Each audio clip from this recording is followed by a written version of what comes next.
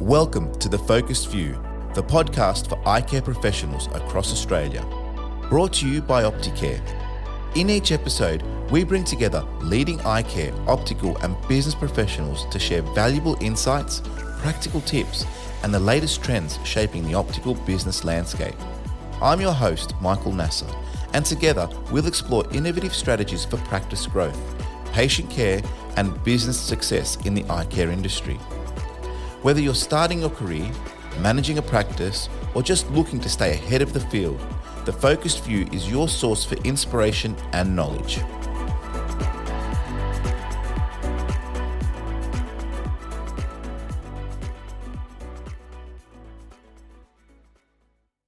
Welcome to The Focused View. In this special two-part series, we're joined by Andrew McKinnon, CEO of the Optometrists Association Australia for New South Wales and ACT. Today's episode, Part 1, zeroes in on a topic at the heart of many eye care practices, the debate between bulk billing and private billing, with a focus on the significance of private billing and the strategies for its effective integration. Andrew, with his rich background and deep understanding of the industry dynamics, will walk us through how private billing can be a game changer for practices, enhancing both access to quality eye care and the financial health of practices across Australia. Let's jump in. Welcome to the show, Andrew. Thank you for joining us. Michael, wonderful to be here. Thank you. Generally, as a starting point, I always like to introduce our speaker to the audience. So if you can give us a bit of an intro into yourself and your role at Optometry Australia in New South Wales, we'd love to learn a little bit more. Sure. So I've been CEO of Optometry New South Wales ACT, which is one of the state divisions of Optometry Australia, much longer than I care to remember. I think it's 29 years this year. And in that role, it's my job to ensure that the members of the association receive the services that they join us to achieve. We also work collaboratively with all the other divisions and with our national office on things that are going on around the organisation. And you've been doing it for 25 years, you said. How did you get into the role? It seems to be a pretty unique position. So is it something that you always wanted to do, or how did you fall into it? Look, a bit of nepotism never hurt anybody. My cousin, Tim McKinnon, who had a practice down in Moss Vale, rang me one day and he said, "What are you doing?" I was CEO of the Physio Association at the time. And he said, "Would you think of changing?" Sounds interesting. And so the job was available at the time, so I applied, and foolishly someone said yes, and I'm still here. Still there, 25 years later. Yeah. Wow, it's amazing. And can you share with us the mission and the impact of Optometry Australia and in New South Wales? And I guess you represent New South Wales and ACT, but collectively, it's obviously a nationwide organisation. And is that the same thing? Are they aligned, or are each state pretty independent in terms of how they achieve things and do things? So the way we work as an organisation is that our national office, based out of Melbourne, tend to run all the things that are related to federal government, Medicare, Federal Department of Health, Veterans Affairs, those sorts of things. And then the states tend to run the things that are related to the states. So after I finish talking to you today, I'm off to talk to the people at Nepean Hospital about services out there. So the delineation comes up quite naturally between state things and federal things. Yeah, as it does with government, I guess, exactly. Activities. So it just mirrors that. And so I guess back then to the mission and the impact of Optometry Australia. What is the goals and the mission for Optometry Australia? So primarily we exist to provide services to members. That's what we do. That's what every association does. So we provide a suite of services which people choose as they require. We've then got another element to what we do, which is the public, and trying to advise or inform the public about what optometry does, how we can assist them with their vision needs, because as you would be aware, a lot of people don't necessarily think about optometry when, if they get a red eye, they go straight to their GP instead of, why don't you go to your optometrist? And that's just an education thing which has built up over time, and we'll build further. It's getting better, and certainly our new graduates now are so well educated such great practitioners, as are many of the older ones as well, that image and the public perception will change, and I think it will change quite quickly. So in terms of mission and vision, without going into the technicalities that get printed into constitutions and that sort of thing, it's really to foster the profession for the members, so to grow the profession, to give them more clinical and business work opportunities, and also to improve the public awareness of what we do. All right. And I guess, as it stands now, it's the end of March in 2024. Looking forward, what are some of the key initiatives that Optometry Australia are working on or focusing on at this present time? Always a lot on the plate, but if I boil it down to the main ones, first one is expanding scope of practice. So we, again, state by state, as you said, governments are wonderful things to deal with. We in New South Wales got access to therapeutics in 2005, so 20 years next year. The next step from that is oral medications. So that's the next expansion. That process is very slowly underway at this stage. That's expected to accelerate over the next 6 to 12 months, depending on how the board and the legislators deal with it. So that's certainly number one. And as you just heard, we got therapeutics 20 years ago. It's taken 20 years to get to the next step. So it's not a fast process. Yeah. Community awareness is one of the big ones, through things like Good Vision for Life and through media exposure. I think it's fair to say we've been quiet in the general media space for a while, but that's ramping up just as we try and sell the message of what optometry does. Yeah. But I think the big one for the next 12, 18, 24 months is going to be myopia. And I know we're going to talk about that later on. Absolutely. But there will be a lot of activity around myopia coming. Yeah. And what's interesting to hear from my perspective is, the fact that you look at the profession and then you also look at the community. So you've got that dual focus, and that's something that I've learned recently. And so I guess with that in mind, a few of the questions that we'll talk about today will probably proposition either the professional side, but then also the community side, and I guess what activities are being done in that space as well. So we're going to talk about a few different topics today. One of those being myopia control management.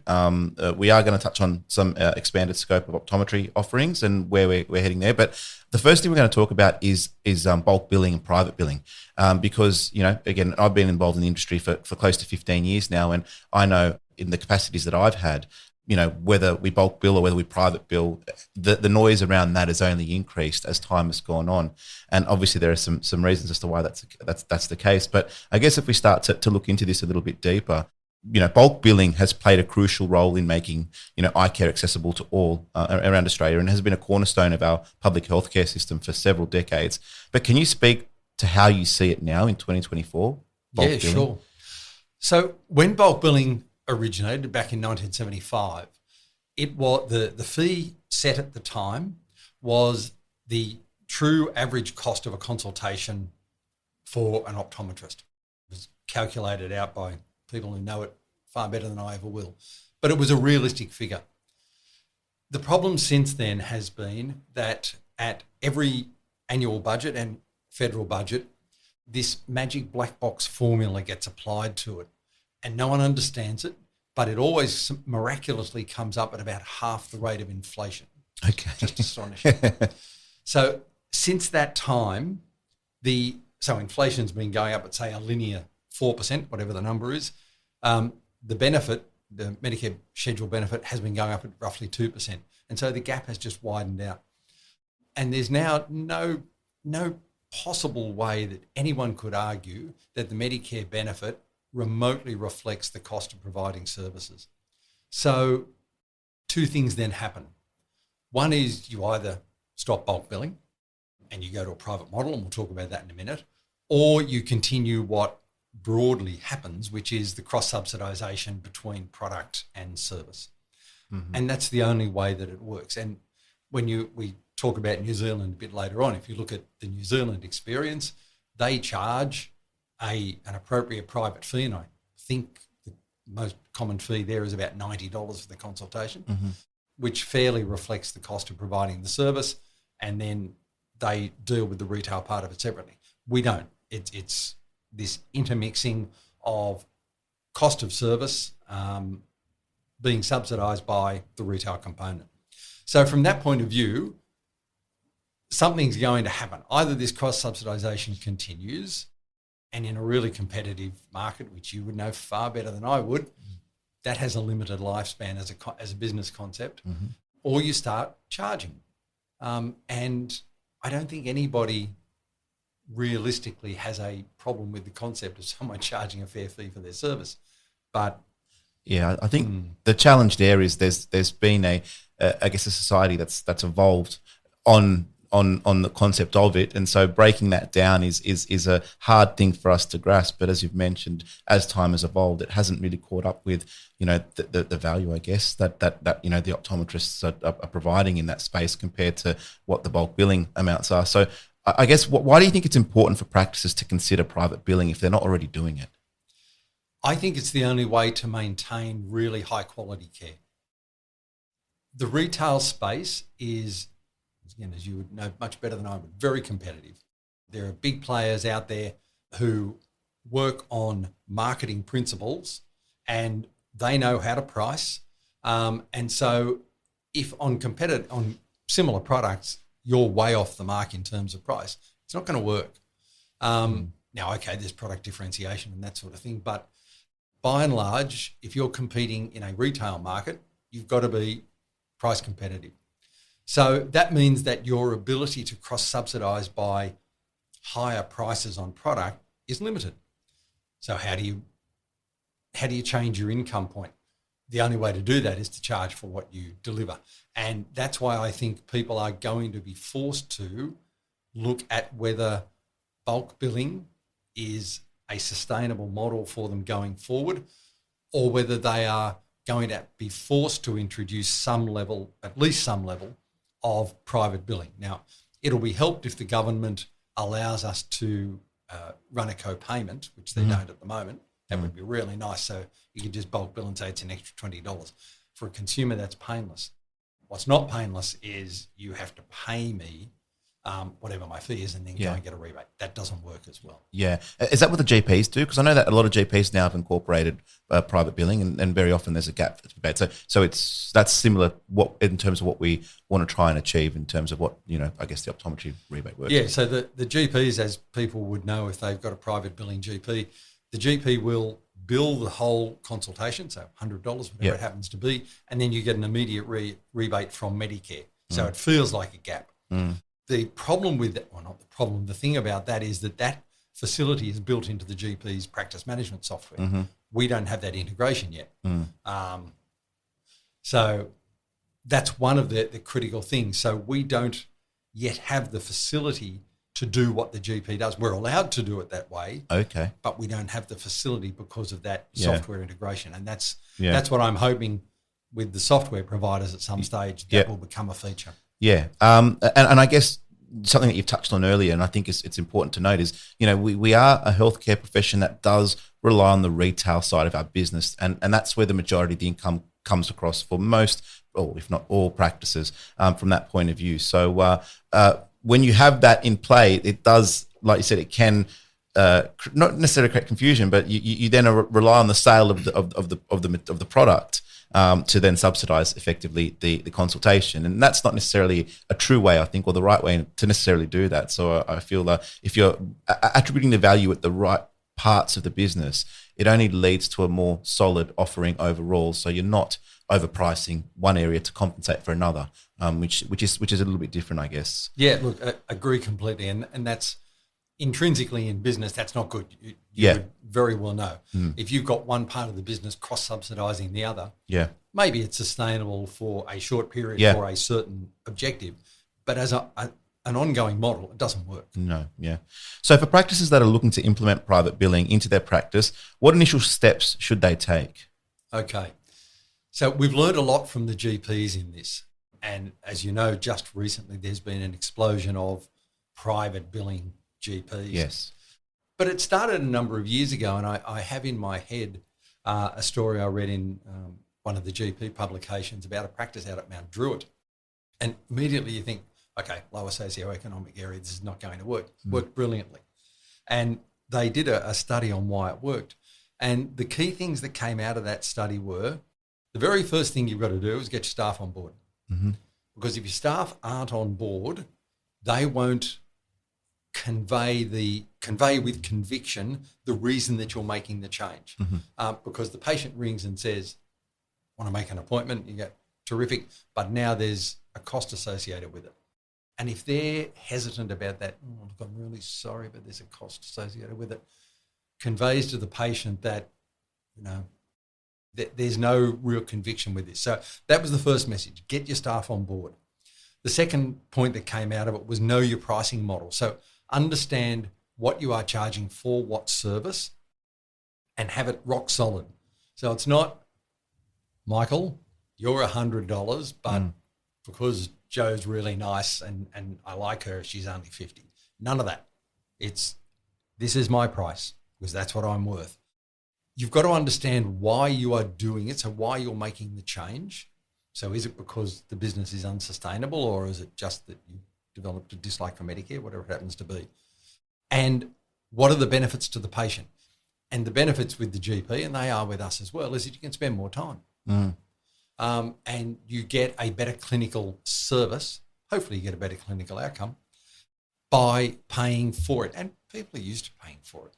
Yeah. The classic one is, try and get a pipe fixed without paying the plumber just to turn up. Yeah. You've got to have materials and explanations ready. So you do all this backgrounding work first, get it all sorted, make sure that everyone's on board and all the explanations are there. And finally, the last one that came out of this particular case study was make sure the patients know before they get to your practice that things have changed. So get out there and proactively promote why you're doing it, what's happening, when it's starting, what the implication is. And people will then embrace it far more easily than they ring and say, hi, I'd like to come and see you, Mike. And you go, oh, by the way, there's been a change. Get out there and be proactive. Yeah. And I guess there are so many methods of communication these days via whether it's your social media platform or an email out or the different methods of communication there. There's definitely there's always an avenue to send that message out, I would imagine. So it's definitely something. And I think they're great points and make total sense. What are some of the common challenges practices might face when transitioning to private billing? And how can they overcome these hurdles? I guess so. They've started doing it. Obviously, the intention's there, but from what you've seen, what would be some of the main challenges that they'll come across? The biggest challenge, and you referred to it a bit earlier on, is that for every Australian citizen below the age of about 50, they have never known a model where optometric services in the main are not bulk billed. And so there's a community perception that if you go to the optometrist, you just hand over your little magic green card and that's it. So there's this community expectation that's built up over time. Now, it happened with GPs, but it never happened to the extent. When I first started, I think our bulk billing rate was in way into the 90s, like 96% or something. And that was enormous. Even the GPs at that stage were only in the mid-80s. They were about 10 percentage points off us. And they've fallen quickly. We've never had done. Our bulk billing rate is still, last time I looked, certainly very, very high 80s or into the early 90s. Okay. So it's still very high. Wow. So you've got, the first problem is public perception that the green card covers optometric eye care. The second one is an internal perception, which is, if I do this, I'm going to lose patients. And there's a large degree of truth or practicality behind that, because with so many players in the market, it is easy to walk down the road and simply go into a corporate whose policy is to bulk bill no matter what happens and say you've got a problem. And look, that's an issue. But what we have found with people who've done this over time, and there haven't been a huge number, but the ones we've seen, is that you tend to filter out the patients you actually don't want. So if your service is good, and this is predicated on you provide a really good service. If you're just a sausage factory, then this is not going to fly for you. Yeah. But if you provide a really good service, then most of your patients will pay for it if you ask them to. The fact that you never ask them to is by the by. I remember there was a guy down in Wollongong who moved out of a shopping centre and onto the main street. And at the time, I think he also went to a private billing model. That may or may not have been the case. But he certainly moved out of shopping centre onto the main street. He was terrified that his patient base wouldn't follow him because of the patient flow through the shopping centre. I spoke to him about 6 months after he did it. He said it was the best thing I ever did. Yes, I did. I lost about 20% of my patients, but all the ones that came with me are the ones that I want. Yeah, wow. So same thing. Yes, you will. There's no question at all that if you change to a private billing model, some patients will not stick. No question. No one can argue that that's not the case. But the ones that do stick are the ones that are worthwhile. They're the ones that give you a return. Yeah. And they're the ones that you want. Yeah. The other challenge, there's two others that I was thinking about when we were preparing for this. One is that I mentioned staff earlier on. If your staff are not 110% bought into this, it's dead in the water because they're the ones who are going to have to tell the patients about it. So they've got to be completely and utterly on board. And you have to invest the time to get that happening. And that will take a while because, again, based on the GP experience, staff are resistant. Medical practice staff and optometric practice staff don't by nature want to be selling a service.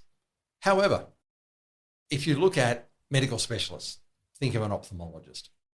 I have never, ever in my life come across anybody who rang an ophthalmology practice and received an apology for the fee they were about to be charged. Never had it happen.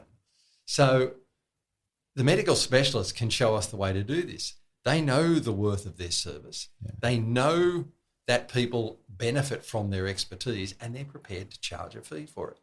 Don't be afraid to put a proper value on the things that you do.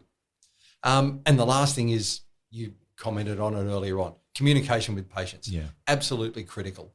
And you've really got to develop the messaging for your staff to give and for you as well, because when you're in the consulting room, the patient's going to be saying, oh, look, I noticed you've changed to a private billing and what happened? I used to love it when I only handed over my card. So you've got to have that comm as well, but the staff have got to have it because they're the ones who are going to get 95% of the questions. Yeah. And they've got to be completely and utterly on board and comfortable with what it is.